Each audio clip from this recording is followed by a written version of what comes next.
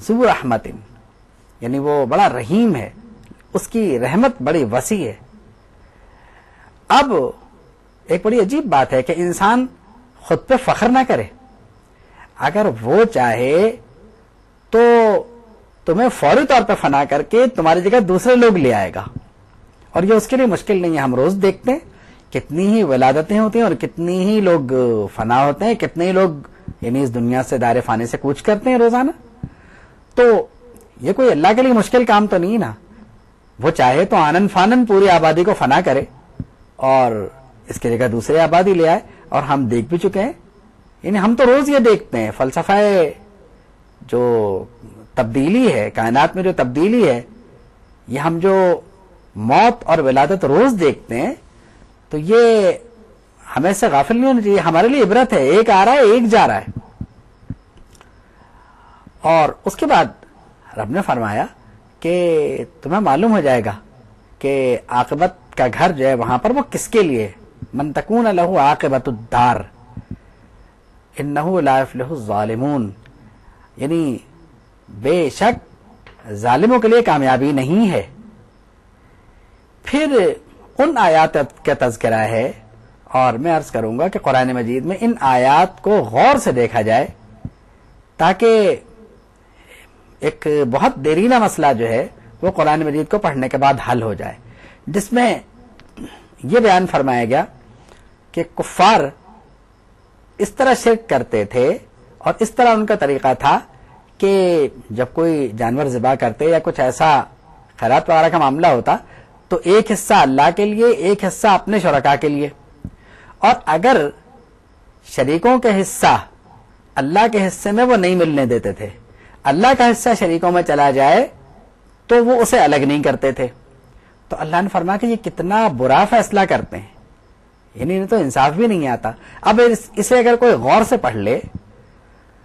اور انصاف سے فیصلہ کرے تو وہ خود یہ فیصلہ کر لے گا کہ یہاں پر 11ویں شریف مراد نہیں ہے، اولیاء کرام مراد نہیں ہے، اس آیت میں مشرک مراد ہیں، یہ سارے کام مشرک کیا کرتے تھے۔ تو اب اگر وہ نظر انصاف سے پڑھ لے گا تو خود اس کا یہ مسئلہ حل ہو جائے گا کہ مسلمان تو شرک کرتا ہی نہیں ہے۔ پھر ان کا ایک فعل اور تھا، انہیں اولاد کو قتل کرنا خوبصورت لگتا تھا، یعنی مشرکین کو، اور اولاد کو یعنی قتل کر کے وہ فخر محسوس کرتے تھے، اور پھر یعنی ان کے جو شرکاء ہیں وہ انہیں خوبصورت کر کے دکھاتے تھے اس بات کو، یعنی جن کو وہ شریک سمجھتے تھے وہ قتل اولاد کو خوبصورت کر کے دکھاتے تھے ان کو۔ اور پھر کیا ہوتا تھا، لیردوہم ولیلبسوا علیہم دینہم، اور یہ سب کچھ وہ ان کے دین کا حصہ بنا دیا کرتے تھے، یعنی وہ سمجھتے تھے کہ شاید قتل اولاد دین کا کوئی حصہ ہے۔ اس کے بعد قرآن مجید نے فرمایا کہ اللہ تعالیٰ ان کو ان کے تمام افعال کی سزا دے گا، سیجزیہم وصفہم، ان کو جزا دے گا، اور انہ حکیم علیم، وہ جانتا ہے اور وہ حکمت والا ہے۔ پھر فرمایا کہ جنہوں نے قتل اولاد کو روا رکھا، جائز سمجھا، وہ بے وقوف ہیں اور انہوں نے نقصان اٹھایا،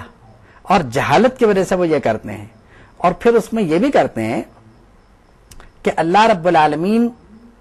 کے دیے ہوئے رزق میں سے کچھ چیزوں کو خامخواہ حرام قرار دے دیتے ہیں، اور یہ اللہ پر افطرا ہے ان کا، اور وہ رستے سے بھٹکے ہوئے ہیں۔ ان کے اور بھی طریقے تھے، 8ویں پارے کے 3 رکوع کو تفاسیر میں تلاوت کر کے تفاسیر کی مدد سے ان کے اور جاہلانہ رسوم کو سمجھا جا سکتا ہے۔ اس کے بعد 4تھے رکوع میں تمام حلال جانوروں کا ذکر کرنے کے بعد فرمایا گیا کہ کتنے ظالم ہیں یہ لوگ جو جھوٹ بول کر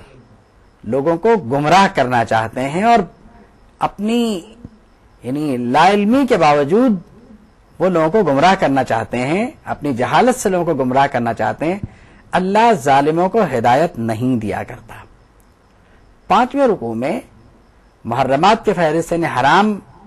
جانوروں کے فہرست بیان کر کے پھر یعنی کچھ حرام چیزیں بھی ہیں اور بھی کچھ فہرست بیان فرمائی گئی، اس میں اور کچھ مشمولات ہیں جو اس میں بیان فرمائے گئے، پھر فرمایا گیا کہ اے حبیب صلی اللہ تعالی علیہ وسلم اگر یہ آپ کو جھٹلاتے بھی ہیں تو کوئی بات نہیں ہے، آپ ان سے کہیے قل ربکم ذو رحمت، کہ بے شک تمہارا پروردگار یعنی رحمت والا ہے اور اس کی رحمت وسیع ہے۔ یہ 5ویں رکوع میں نبی کریم صلی اللہ تعالی علیہ وسلم کو تسلی دی گئی۔ اس کے بعد 6 رکوع میں بہت زبردست معاشرتی اصول بیان فرمائے گئے۔ پہلا اصول کہ اللہ کے ساتھ کسی کو شریک نہ کرنا، دوسرا اصول کہ والدین کے ساتھ احسان کرنا، تیسرا اصول اولاد کو قتل مت کرنا، ہم تمہیں اور انہیں رزق عطا فرمائیں گے، اور اس کے بعد یعنی برائیوں کے قریب نہ جانا، ظاہری و باطنی دونوں برائیاں، اور ناحق کسی کو قتل نہ کرنا، مال یتیم مت کھانا، اور حتیٰ یبلغ اشدہ وأوفوا الکیل والمیزان بالقسط، ناپ تول میں انصاف سے کام لینا، اور ہم کسی کو یعنی خامخواہ اس کے وسط سے زیادہ تکلیف نہیں دیتے، پھر جب کوئی بات کرو تو عدل سے کرو، یعنی عدل کرو، اور اپنے وعدے پورے کرو۔ اس کے بعد فرمایا کہ یہ رستہ جو ہے یہ سیدھا رستہ ہے۔ اور اس کے بعد سورہ مائدہ کا آخری رکوع شروع ہوتا ہے، جس میں مسلمانوں کو فرقہ بندی سے بچنے کی ترغیب دی گئی ہے، اور فرمایا گیا کہ یہ جو کتاب ہے جو نازل کی گئی یہ بڑی بابرکت ہے، اس کی اتباع کرو اور اللہ سے ڈرو تاکہ تم پہ رحم کیا جائے۔ پھر امت محمدی صلی اللہ تعالی علیہ وسلم کی فضیلت بیان فرمائی گئی، اور فرمایا گیا کہ یہ ایک نیکی کریں تو ان کی ایک نیکی اللہ کے بارگاہ میں 10 کے برابر ہے۔ یہ امت محمدی کی فضیلت ہے۔ اس کے بعد یعنی پھر فرمایا گیا کہ جو دین ابراہیم ہے وہ حق ہے، اور ان کا جو یعنی طریقہ کار ہے اس کے پیروی جو ہے وہی راہ نجات ہے۔ اور پھر مسلمانوں کو ترغیب دی گئی کہ ہم اللہ کے بارگاہ میں یہ عرض کریں کہ ہماری حیات، ہماری موت، ہماری نماز، ہماری قربانی یہ سب اللہ کے لیے ہے۔ اس کے بعد فرمایا گیا کہ زمین میں جو خلافت ہے اور جو طریقہ کار ہے وہ ایک طرح کی آزمائش ہے، اور اس دنیا میں درجات یعنی درجہ بندی بھی ہے، اور درجے کے اعتبار سے ایک دوسرے پر فوقیت حاصل ہے۔ اب کیوں؟ فرمایا گیا تاکہ ہم یہ درجہ اس لیے بناتے ہیں تاکہ ہم تمہیں آزمائیں۔ اب اللہ تعالی سریع العقاب بھی ہے اور غفور الرحیم بھی ہے۔ یہاں پر سورہ مائدہ کا اختتام ہوتا ہے، اس کے بعد سورہ اعراف شروع ہوتی ہے۔ سورہ اعراف کی ابتدا جو ہے وہ حروف مقطعات یعنی الف لام میم سے ہوتی ہے۔ اس کے بعد فرمایا گیا کتاب انزل الیک،